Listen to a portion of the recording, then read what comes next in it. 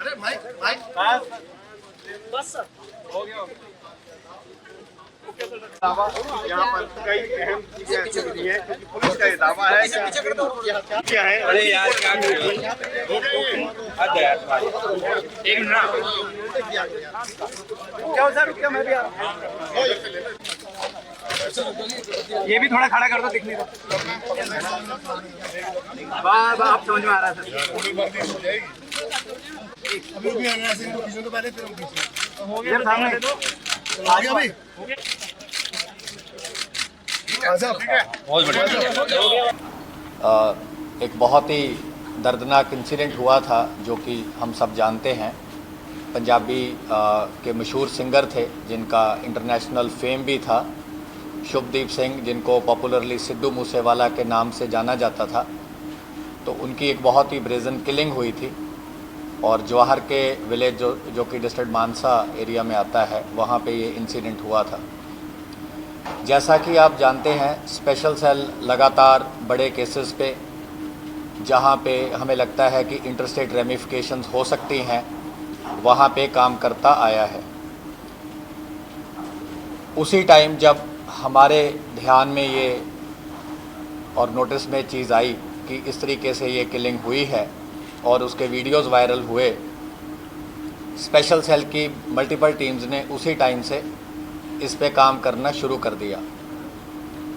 और जैसा कि पहले हम लास्ट प्रेस कॉन्फ्रेंस में आपसे सारा शेयर कर चुके हैं, तो काफ़ी एक्सटेंसिव एफर्ट के बाद फर्स्ट ब्रेक थ्रू हुई थी जिसमें कि एक्चुअल शूटर पकड़े गए थे। शूटर से पहले मास्टरमाइंड को ऑलरेडी स्पेशल सेल ने अरेस्ट किया था। ऑलरेडी वो एक मुकोका केस में अरेस्टेड था और उसने अपना role as a mastermind confess कर लिया था। लेकिन उसके बाद जो मेन एफर्ट था स्पेशल सेल का, मास्टरमाइंड पता चलने के बाद और इसकी इंटरनेशनल कॉन्स्पिरेसी पता चलने के बाद, था कि जो एक्चुअल शूटर्स हैं, जो सीन ऑफ क्राइम पे गए हैं, जिन्होंने एक्चुअल फायरिंग करी है और शुभदीप सिद्धू को गोली मारी है, उनको पकड़ा जाए। तो फर्स्ट जो हमारी ब्रेक थ्रू थी 19 जून को, उसमें हमारी न्यू दिल्ली रेंज की टीम ने under supervision of Pramod Kushwaha DCP और हमारे एसीएसपी हृदय भूषण और मिस्टर नेगी एंड इन्होंने प्रियव्रत फौजी को अरेस्ट किया, कशिश कुलदीप को अरेस्ट किया और तीसरा केशव, जिसने सारी रैकीज करी थी, शूटर्स को ट्रांसपोर्ट किया था, उसको अरेस्ट किया। उनकी अरेस्ट के बाद भी हमारी टीम्स लगातार इस केस पे मेहनत करती रहीं और हमारी टीम्स को ये था कि जल्द से जल्द जो अभी बाकी 4 शूटर नहीं पकड़े गए और जो लोग इनको मेन शरण दे रहे थे, इनको लॉजिस्टिक्स प्रोवाइड कर रहे थे, इनको हाइड आउट्स प्रोवाइड कर रहे थे, इनके वेपन संभाल रहे थे, इनको गाड़ियां दे रहे थे, उन पे भी एक्शन किया जाए। उसी के चलते कल देर रात तकरीबन 11 बजे के आसपास हमारी टीम, जो कि लगातार 6 स्टेट में इनके पीछे लगी थी, मध्य प्रदेश, झारखंड, उत्तर प्रदेश, हरियाणा, गुजरात और दिल्ली, इन सारी जगहों पे 1-2 बार हमारी टीम ने इनको मिस भी किया, लेकिन उन्होंने फिर भी अपना एफर्ट नहीं छोड़ा और पीछा करते रहे। जो भी लीड मिलती रही उसको बड़ा डिलीजेंटली डेवलप किया और कल रात तकरीबन 11 बजे जब आईएसबीटी पे अंकित सिरसा, जो कि सबसे यंगेस्ट शूटर था, one of the most desperate था, जिसने दोनों हाथों से फायरिंग करी और जो सबसे करीब जाके जिसने गोलियां चलाई, उसको अरेस्ट किया। जो उसका साथी था सचिन भिवानी, इसको भी इसके साथ अरेस्ट किया गया। सचिन भिवानी ने इनको तमाम सपोर्ट प्रोवाइड करी। वारदात से पहले ये जब उकलाना मंडी में रुके, सिरसा डिस्ट्रिक्ट में रुके और फतेहाबाद में मूवमेंट हुई, तमाम जगह पे, और इंसिडेंट के बाद तोशाम में, फतेहाबाद में, पिलानी में, बाद में कच्छ एरिया में उसके बाद जो 6 स्टेट्स मैंने आपको बताई हैं उसमें भी जितनी मूवमेंट इनकी हुई उसमें सचिन बेवानी और इसका एक साथी कपिल पंडित, इन्होंने मेन रोल प्ले किया।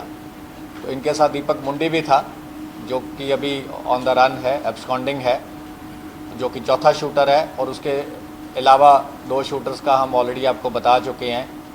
एक मनप्रीत मानू करके है जो कि मोगा डिस्ट्रिक्ट का है पंजाब में, और छठा शूटर जो है वो जगरूप रूपा है, वो तरन तारण का है। तो इस तरीके से स्पेशल सेल लगातार इस पे काम कर रहा है, जैसे कि ऑर्गेनाइज्ड गैंग्स पे, सिंडिकेट्स पे, एंटी टेरर पर्सपेक्टिव से स्पेशल सेल हमेशा काम करता आया है।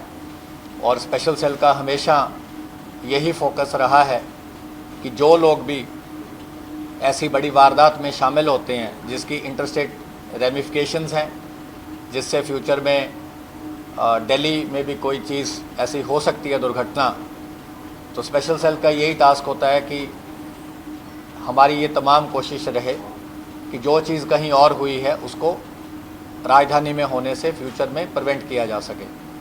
तो हमारी सारी टीम्स ने, स्पेशल सेल की ने, not only New Delhi range but बाकी रेंजेस भी, जैसा कि हम पहले बता चुके हैं, northern range, southern range, CI, south west, इन सब ने भी बहुत अच्छा काम किया, इसमें काफ़ी ग्राउंड वर्क किया और बहुत अच्छा एक जॉइंट एफर्ट रहा। और ये चीज़ भी हम बताना चाहेंगे कि हमने नेबरिंग लॉ इन्फोर्समेंट एजेंसी से भी बहुत अच्छा कोऑपरेट किया है। तमाम इनपुट्स हमने बड़े टाइमली शेयर किए, उनसे भी हमें काफ़ी कोऑपरेशन मिला है। और ये एक जॉइंट एफर्ट है जिससे कि ये जो शूटर्स थे जिन्होंने इतनी प्लानिंग से सारी वारदात को अंजाम दिया था, और इनको जैसा कि हम पहले बता चुके हैं कि फ़ौरन से डायरेक्शंस आ रही थी। और गोल्डी बराड़ का हमने पहले ही बताया है कि एक दिन पहले भी उसकी कॉल आई थी 28 तारीख को, जब इनको बोला गया कि कल ये वारदात को अंजाम देना है। फिर वारदात के दिन इनको तकरीबन 4 बजे इंसिडेंट से ऑलमोस्ट 1.5-2 घंटे पहले कॉल आई और इन्हें बताया कि उनका जो दरवाज़ा है, उसको बड़ा दरवाज़ा था उनके घर का, वो खुल गया है और कभी भी इनकी मूवमेंट हो सकती है। और बाद में जब मूवमेंट हुई तब भी एक इंटरनेशनल कॉल आती है दोनों मॉड्यूल्स को, शूटर्स को, कि आप मूव इन करो। इस टाइम वो अकेले जा रहे हैं और उनके साथ 2 दोस्त हैं और कोई भी गनमैन नहीं है। और जैसा कि हमने पहले भी बताया है, वारदात के बाद प्रियव्रत फौजी जो बोलेरो मॉड्यूल का हेड था, ये कॉल करके बताता है कि इन्होंने जो काम इनको सौंपा गया था इन्होंने पूरा कर दिया है। करोला का मॉड्यूल हेड ने क्या बताया ये हमें इसलिए नहीं पता क्योंकि वो अलग चले गए थे, लेकिन जो वारदात से पहले का था जिसमें गोल्डी बराड़ ने दोनों मॉड्यूल से बात करी, वो चीज़ हम ऑलरेडी आपसे शेयर कर चुके हैं। नहीं, वो हमने पहले भी बताया था कि वो जो पूरा वेपन यूज़ हुए हैं वारदात में, वो इन्होंने क्योंकि बहुत एलेबोरेट प्लानिंग करी थी, तो वारदात के 2 दिन बाद 1 जून को वो वेपन एक आदमी इनसे अलग लेके गया है। वो इससे ज़्यादा डिटेल हम आपसे नहीं शेयर कर पाएंगे, हमारी टीम्स इस पे भी काम कर रही हैं। सर, क्या फतेहाबाद के सावरिया होटल में ये अंकित भी ठहरा था? सावरिया होटल में ठहरे थे, आपकी नॉलेज करेक्ट है, लेकिन उसकी ब्रेकअप हम आपको अभी शेयर नहीं करना चाहते। सचिन कहाँ मूवमेंट कराने लेके गए? अभी 4 शूटरों को इसने पनाह दिया। 4 शूटरों को पनाह दी थी। तो फतेहाबाद रुके, तोशाम रुके, पिलानी रुके, कच्छ रुके, मध्य प्रदेश रुके, बिलासपुर एरिया मूवमेंट हुई, यूपी रुके, झारखंड रुके, तमाम मतलब NCR में भी इनकी मूवमेंट हुई, हरियाणा उसके बाद दोबारा फिर मूवमेंट हुई। तो ये ऑन द रन रहे हैं। 29 मई को इंसिडेंट हुआ था और कल 3 जुलाई थी। तो आप ये अंदाज़ा लगा सकते हैं कि पिछले तकरीबन 34-35 दिन में इन्होंने 34-35 ही शायद लोकेशंस बदली। एक जगह में 1 या 2 दिन से ज़्यादा ये बिल्कुल नहीं रहते थे, क्योंकि इनको पता था कि इनको मल्टीपल टीम्स इनके पीछे हैं। तो ये काफ़ी इन्होंने जो कर सकते थे बचने के लिए इन्होंने किया। अंकित फौजी के साथ गुजरात तक गया था? अंकित गया था। वहाँ से क्या डरकर भाग के आया? कैसे एकदम अलग अलग कैसे हुआ? हमने आपको लास्ट टाइम भी बताया था कि प्रियव्रत फौजी जो था ये बिना मास्क के ये 2 से लेके 7 तारीख तक जून को ये गुजरात कच्छ एरिया में रुके। तो प्रियव्रत फौजी जो था ये बिना मास्क के घूमना शुरू कर दिया। वैसे तो इसने अपनी दाढ़ी जो थी, जो इसकी फ़ोटो में सर्कुलेट फ़ोटो हुई थी, वो काफ़ी उसको क्लोज कट करवा लिया था हुलिया चेंज करने के लिए। लेकिन क्योंकि इसके बाकी सारे साथी काफ़ी इस चीज़ से डरे हुए थे कि इसकी गलती के कारण वो भी पकड़े जाएंगे, तो जो दीपक मुंडी था और ये अंकित सिरसा था, ये अलग हो गए। कपिल पंडित अलग हो गया, सचिन भिवानी अलग हो गया। वो जो आप पूछ रहे हैं, देखो उसमें तो बड़े बार इन्होंने कॉम्बिनेशन चेंज किए। कभी कोई किसी के हाइड आउट पे आ जाता था, कोई कहीं चला जाता था। मतलब ये तो अगर ये बताने लग गए तो फिर 15 मिनट इसी के लिए चाहिए, तो इसका कोई फ़ायदा नहीं।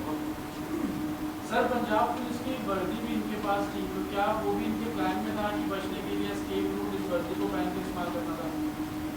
वर्दी का इनका एस्केप रूट कम था, लेकिन वारदात के लिए ज़्यादा था। पर क्योंकि इन्होंने वर्दी प्रक्योर कर ली थी तो वर्दी डिस्पोज नहीं करी। इन्हें लगा कि शायद किसी स्टेज पे कहीं कैमोफ्लाज करने के लिए अगर इनको वर्दी पहन के निकलना पड़े तो ये पहन के निकल सकते। अच्छा पॉइंट आपका कि वर्दी इतनी देर क्यों रखी हुई थी, तो उसका यही वजह थी कि इन्हें लगा कि इतनी मेहनत से वर्दी प्रक्योर करी है और वर्दी इनको फिट भी आ रही थी, और इनको लग रहा था कि जैसे कभी कोई बहुत ही टीम इनके पास पहुंच जाती है या कोई ऐसा मौका आ जाता है कि वर्दी पहन के एस्केप करना पड़े, तो वो भी इनके प्लान में था। उत्तर प्रदेश के बुलंदशहर से शादियों को उसी जन से उठाया है, नदीम नाम के शख्स को AK-47 वहाँ से खरीदा गया था, उसका प्रयोग यहाँ पे हुआ है। तो अभी तक आप लोग इन्वेस्टिगेशन पे नहीं, अभी AK-47 का कोई डेफिनेट सोर्स सामने नहीं आया। हमारे पास कुछ चीज़ें इंटरोगेशन में सामने आई हैं, लेकिन अगर हम आपको ये ऐसा उस स्टेज पे नहीं पहुँचे हैं कि हम आपको ये बता सकें कि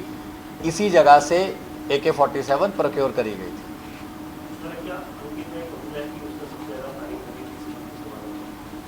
अंकित काफ़ी डेस्परेट था। ये यंगेस्ट है, इसकी उम्र तकरीबन 18.5 साल है। तो ये दोनों हाथों से इसने वेपन पकड़ के फ़ोटो वगैरह अपनी खींचवा रखी हैं। एक वो बुलेट्स को ग्राउंड पे रख के मूसे वाला लिख के इसने फ़ोटो भी खिंचवाई हुई है। अप्रैल के महीने इसने 2 वारदातें करी हैं। लॉरेंस बिश्नोई के भाई के कहने पे 2 जगह फायरिंग करी है। तो वो चीज़ें अभी हम आगे उसकी इन्वेस्टिगेशन कर रहे हैं। कौन सा गैंग है? हाँ जी, गैंग कौन सा है? क्योंकि अलग अलग गैंग के नाम सामने आ रहे हैं, इनका भी अलग गैंग है या इसी बॉडी इसी से जुड़े। इस मॉडल का ये आता है कि अंकित और फौजी एक गाड़ी में थे, उन्होंने किसी से हिट किया था अपनी गाड़ी को, सिद्धू की। उसके बाद दोनों ने टारगेट इन दोनों ने था कि इन्होंने गाड़ी को हिट नहीं किया। जब उनकी गाड़ी के पीछे पहले जो मानू और रूपा थे, वो एक अलग एक वहाँ कैनाल रोड है मानसा में, इनको था कि कैनाल रोड लेंगे वो थार के साथ। लेकिन वो उस रोड से जब नहीं गए तो इन्होंने फटाफट गाड़ी को यू टर्न किया, करोला को दोबारा से इन्होंने पीछे लगाई, बलेरो को ओवरटेक किया, थार को ओवरटेक किया करोला ने, और ओवरटेक करते करते मनप्रीत मानू ने AK-47 से बस्ट फायर किया। उसके बाद करोला आगे रुक गई। इन्होंने देखा कि थार रुक गई है, गोलियां लग गई हैं, टायर भी बस्ट हो गया था, और बलेरो क्योंकि टेल कर रही थी तो बलेरो भी जाके थार के आगे रुकी। क्योंकि ये बड़ा एक नेचुरल सी बात थी कि जब फायरिंग हो रही है तो वो एक साइड से फायरिंग करेंगे, नहीं तो आपस की फायरिंग उनको एक दूसरे को ही लगेगी। तो जब इनकी थार शुभदीप की रुक गई और इनके गोली लग गई तो बलेरो ने भी थार को ओवरटेक कर लिया। ओवरटेक करने से इन्होंने सारों ने एक साइड से फायरिंग करी। सबसे पहले मानू उतरा, चारों लोग बलेरो से उतरे।